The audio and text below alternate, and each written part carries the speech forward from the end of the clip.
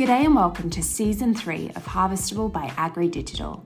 Join co-founders Emma Weston and Ben Reed in this 8-part mini-series as they delve into the transformative power of data in agribusiness, exploring AI's impact, supply chain transparency, and the future of data-driven grain management.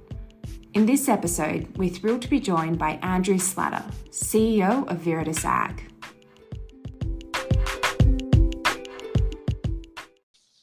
Hi everyone and welcome back to episode 6. I can't believe we're 3/4 of the way through this season already. It's Emma Weston here, co-founder at AgriDigital, and I am privileged today to be talking with Andrew Slatter, the CEO at Viridis Ag. And we're going to be really focusing on how to make data work for you and getting better on-farm decision making. So welcome, Andrew. Thanks, Emma. It's great to be able to spend some time with you. I know, it's exciting. It's exciting. I love what you and the team are doing at Viridis Ag, and so it's fantastic that you were able to share some of that today. It's only a 15-minute conversation, so Viridis Ag is obviously a lot bigger than what we can cover off in 15 minutes and the topic we have today. But can you just give everyone a little bit of background as to yourself and also how you came to be at Viridis and who is Viridis for anyone that doesn't know? Well, let's start with the last question first. Okay. So Viridis Ag, we are a Broad-Acre dryland farmer and spread across 12 different farms, 7 of which are in Western Australia, 2 in South Australia and 3 in New South Wales. This year we planted just over 100,000 hectares, predominantly winter crop. We did do some summer crop on our farm in northern New South Wales. Yep. We employ about 75 people on a full-time basis, and then nearly double that number at seeding and at harvest time. We've got a small office in Albury that provides off-farm support to the 12 farms. Yeah, fantastic. So not a small operation by any means, and you're the CEO. So what does that mean in the context of Viridis Ag? Sure. So I'm really fortunate to run a small team of a small exec team that really provides that off-farm support model to the 12 farms. Across Australia. We've got a small office here with a supply chain manager, a manager of human resources, operations manager, finance and IT, and asset management function. Yep. So still a pretty reasonable sized team, and I actually think that a few people will be familiar with you, Andrew, but your background has been pretty much, your career has been in agriculture, hasn't it? Yeah, it has. All the way back to kicking life off as a jackaroo in the Riverina as soon as I left high school. And then it's taken me, very fortunately, all over the world and back again. I've had a career as a banker looking after a range of different types of agricultural customers, both here in Australia and also in Asia. I joined Viridis Ag from Nutrien. I'd been part of the Rural Co management team, and when Rural Co was sold into Landmark and to form the Nutrien business, I was very lucky to join that management team and ran the agency part of that business until I came across to Viridis, and I've been here for a bit over 3 years. Yeah, the pandemic years, and now So it wasn't easy. Kicked off in the middle of COVID. That's what I remember. 2020. Yeah, it was in some ways I guess a difficult start, but you've certainly got your feet now. Well, look, that's fantastic. I think it's just great for everyone to understand, who don't know who you are. Definitely had a very long and illustrious career and have seen a lot of different perspectives through all aspects of the supply chain and the service providers to the supply chain in the grain game, and now heading up these 12 farms that make up Viridis Ag. So we were going to really delve in today as to how Viridis Ag and the team, I guess, that makes up Viridis Ag use data to drive their insights and their decision making on farm. And so, I mean, you don't have a data manager on the team. Is data part of everyone's business? Yeah, it very much is. And I think our emphasis has always been on making sure that we're getting really good information back to the paddock level, where the decisions that really make a difference get made. Yeah. So a lot of the work that we do is all about getting data, reliably out of the paddock. And then converting it into a form that can be used in decision making, and then getting it back into the hands of the people who are making real time decisions in the paddock where it counts. Yeah, so it's really, I really want to dig into that, because there's a lot of I guess there's a lot of raw data that's created, right? Yeah, a lot of raw data. Yeah. What kind of data are we talking about? Well, I think just to make a point there, that the we're not talking about having some flash app that can do everything and be available at a moment's notice, or you can be off farm and monitor remote controlled spray rigs or anything of that nature. What we're actually talking about is really reliable data that's tied back to the financial side of the business. We're really big on having one version of the truth. Yeah. So what we're actually talking about is getting hold of that operational data, making it available. I think there's a lot of emphasis on making it spatially available, i.e. trying to tie it back to a map or a zone. Yeah. But most importantly for us is tying it back to that single version of the truth, which is your accounting system. Yeah. And a big challenge in agriculture is we're in this interesting space where we're not big enough to be running really complicated SAP or Oracle, accounting systems. Where we're all running off-the-shelf farm management software tools like Xero, but bringing those things together, converting it into information that is always going to be the same, where you're looking either right now or in 12 months' time or in 3 years' time. That's the bit that's really important. And that's really tough. And we spend a lot of time and effort, making sure that we can turn that data around, turn it into information, and get it back into the paddock in a form that's reliable and you can tie back.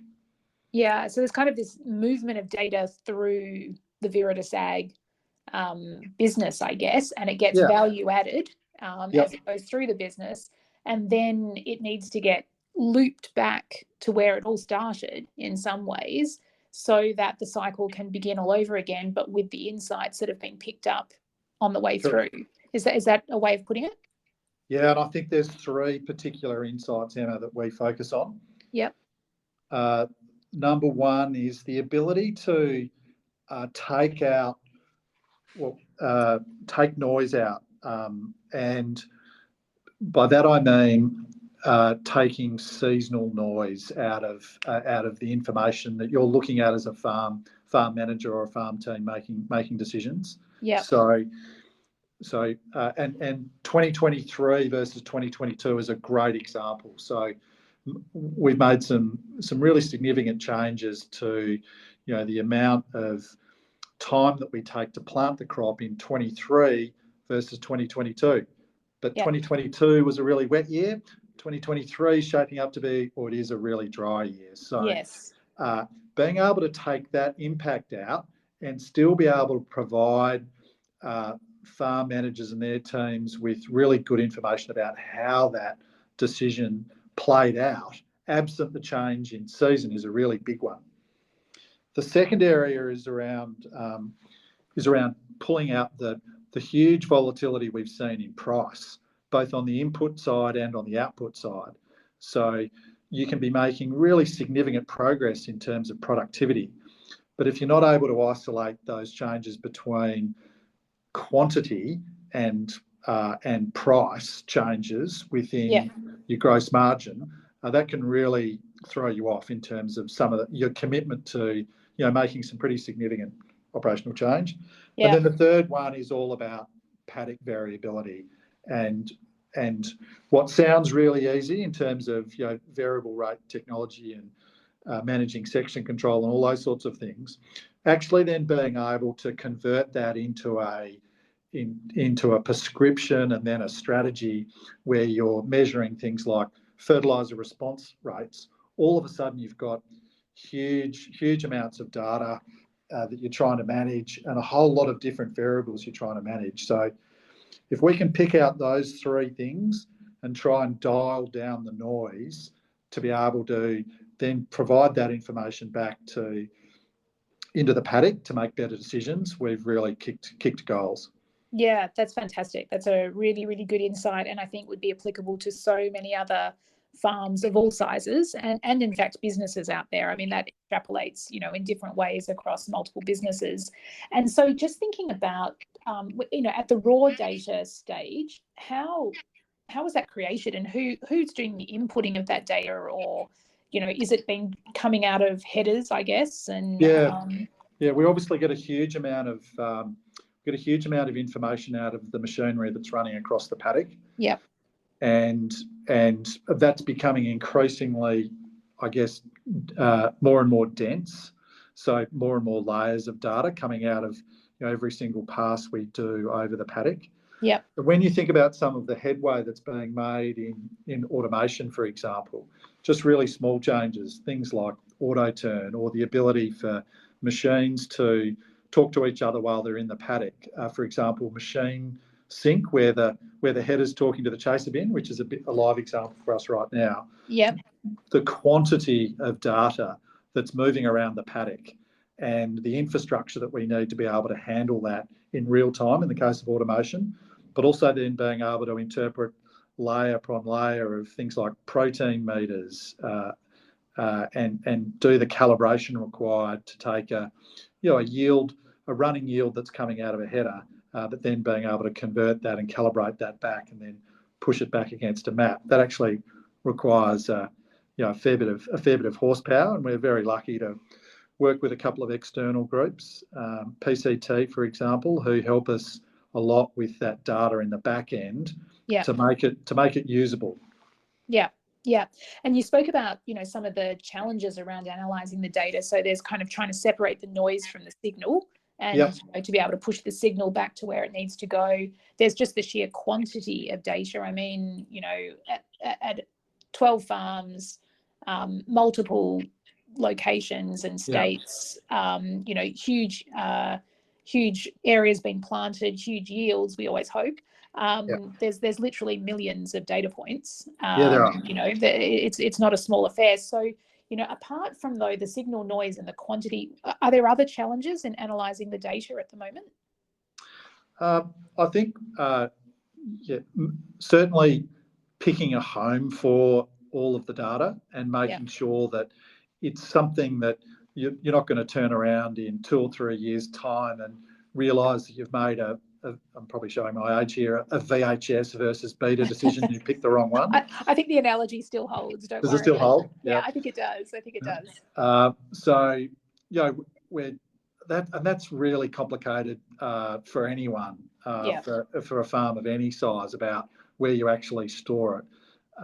But I think that the key for us is this question, and we're putting, I guess, our investment and our quality control, if you like, and process around is just making sure that we're always lining it back up with what's going on through the accounting system. Because I think there's a lot of temptation where you don't put that little bit of extra effort in to just go back and align with the underlying accounting system, so that whenever you pull it apart or put it back together again at any point in time, you can always tie it back to what happened in the bank account. Yeah, that makes a lot of sense. And, whether it's been tied back to financial records or the original system of record, I guess that auditability and that verifiability at any point in time is crucial.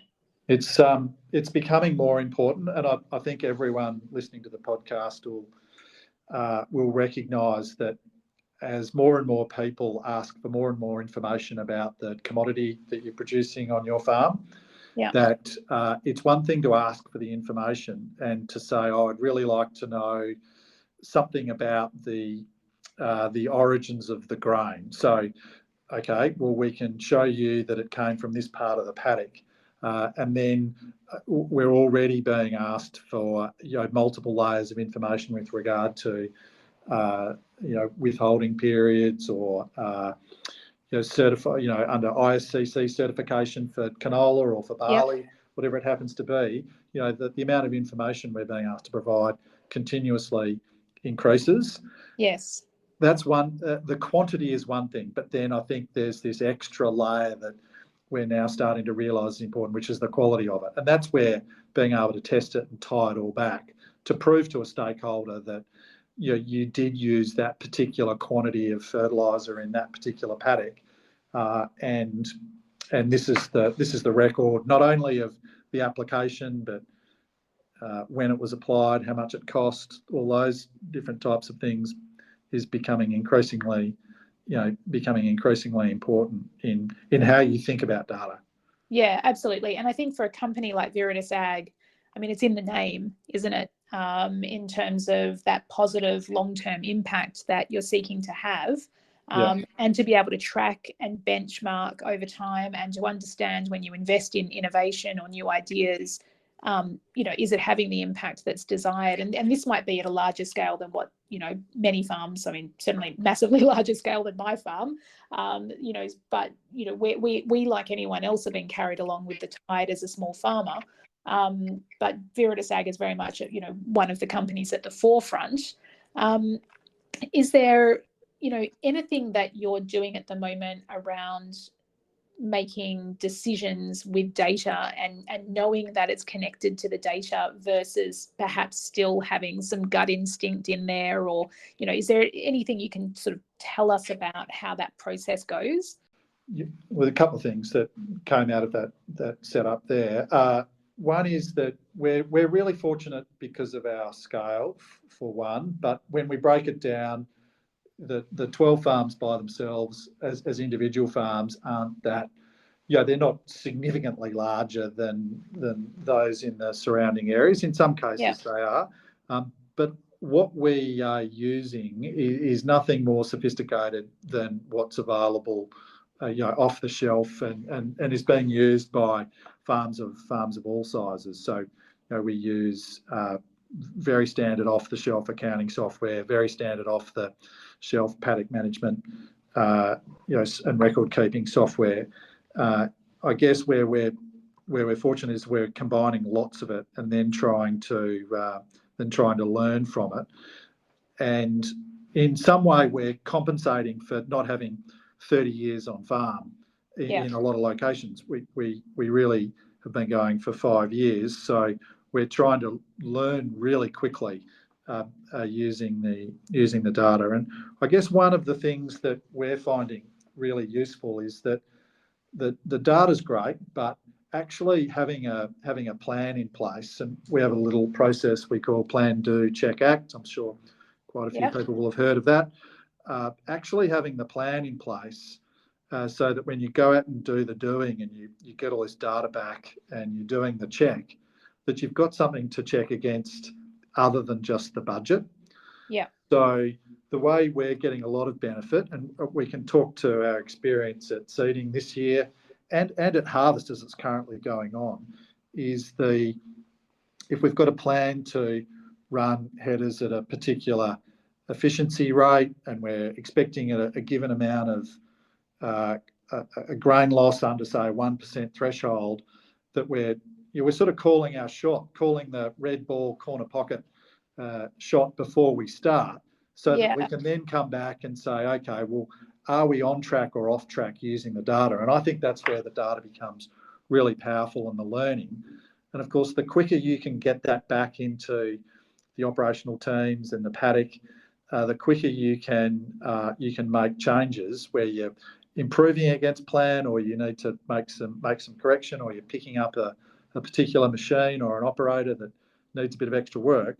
You can you can use that data to make genuine value add decisions in the moment, and that's where it becomes really, really cool. Yeah, I mean, I really like the description you gave there of the essence of having to learn quickly and using the data as a way of, I guess, leapfrogging what otherwise would have been a very long, set of, I guess, lived experience on the farm, which is very valuable still, right? Like we don't want to downplay the lived experience because it's still hugely valuable, but it's really interesting about the way that you're using the data to be fast and to be rapid and to and then also you mentioned speed a number of times about getting answers back or decisions back or data back that enable decisions, really quickly. And just in our dealings with Viridis Ag and the team, Andrew, in the past, I would say that's also crossed with still quite a measured approach. So there's speed as you're describing it, and I guess that's probably the plan that you're talking to, is why you can have quite a measured approach and still be operating very quickly. I'd like to think that we make big decisions on a very careful and well considered basis, but then when we're making decisions to help keep teams or providing data and helping teams make decisions to make them safer, to help improve efficiency, to improve a particular measure, be it a financial one, a safety one, a carbon one, then there's a moment in time where having the data is going to be really useful, and be able to make that decision. And then there's late. Yeah. And so the moments past you. Yes. And I think what we've learned is that spending the time prior to our key operations, so having a harvest plan that's well thought out at the farm level, at the paddock level, where you've had a really good plan to match people and machine, understanding the quality of both and the capabilities of both, and then matching those off and setting some targets, zero incident or shifts of a certain length, that then being able to measure that and help a farm team adjust to circumstances is really a very satisfying part of the job, and a really great use of all of the data that we. So there's that thinking fast and slow. We do want to be able to think fast about those things that we need to change on a daily basis, and then, of course, post-harvest, we've got an opportunity to then go back and have a look at how the whole plan came together and make some bigger decisions. And I think that's where we're looking, zooming out, and trying to make the process itself more efficient. So taking manual docket books out, Emma, and replacing them with really high quality harvest management software is really cool. It is key. Yeah, that's right. I mean, I think that's fantastic. And I'm going to zoom out for a moment because I need to let you go and get on with your evening. But I did want to end with a little bit of, it's not a crystal ball question as such, but just, thinking beyond, the immediate Viridis Ag environment and thinking more about the grains industry as a whole, what opportunities are you seeing for large-scale digitisation across the industry? I probably can't talk at an industry level all that well, but I can certainly talk about what I'm seeing and what we're seeing at Viridis and some of the challenges and opportunities as it relates to digitisation. And I guess we're doing it at a reasonable scale. The customer and representatives of the customer that we talk to, that there is this demand for more information about the grain that we're producing, and that information's of a higher quality, and being able to certify it, validate it, have other people audit it, doing all those sorts of things, that those things are increasing. So our ability to have that data available so that we can if we get the opportunity to market grain in a particular way, let's say an ISCC canola is a good example, that we don't think that there's going to be less requirement for that type of certification going forward. Yeah. And in fact, that certification will eventually go down the track that with every truckload of grain you're delivering, it's going to come with a truckload of data.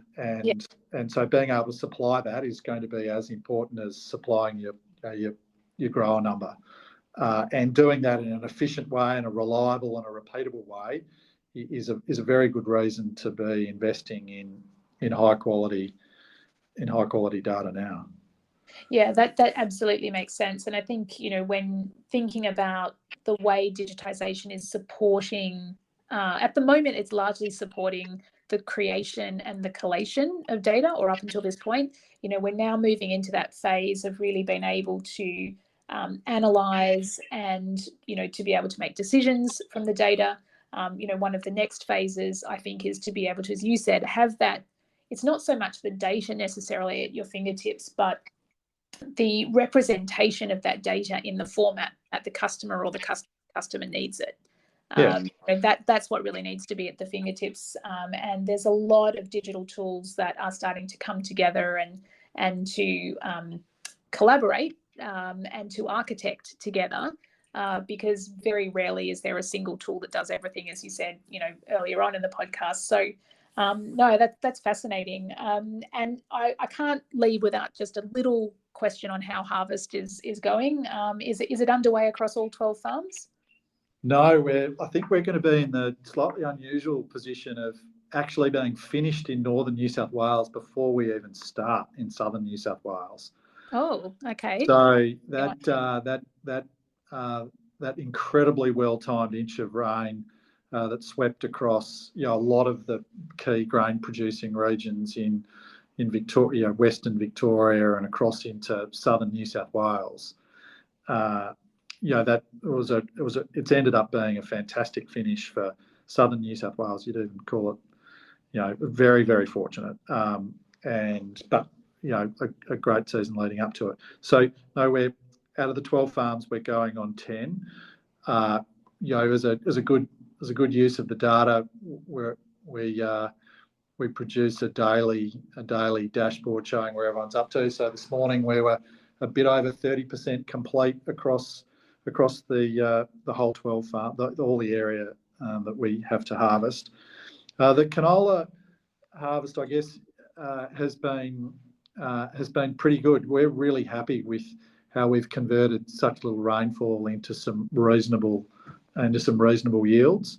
And then we've had some real validation for the zero burn, zero till approach to managing stubbles in a lot of areas where we think that's enabled us to carry a bit more soil moisture into planting in some really, really difficult planting conditions that just help us get a start in a number of areas that have been really dry.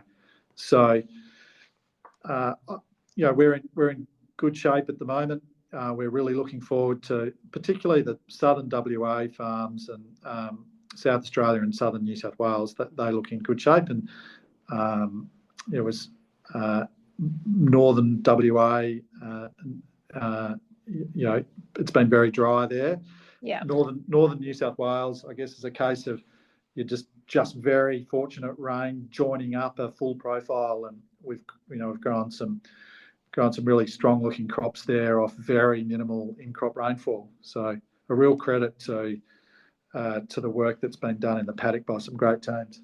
Yeah, that's fantastic. Well, I wish continued good fortune for the remaining 70% and for the the retrospective after harvest to see what was learned and apply for the plan for next year. And I just want to say a big thank you, Andrew, for taking time out of a really busy period to talk data on Harvestable. Thanks, Andrew. Thanks, Emma.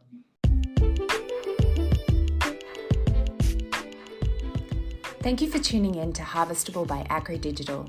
We hope you found value in today's conversation. Join us next week as we delve deeper into the world of agribusiness and data. Until then, stay curious and keep harvesting insights.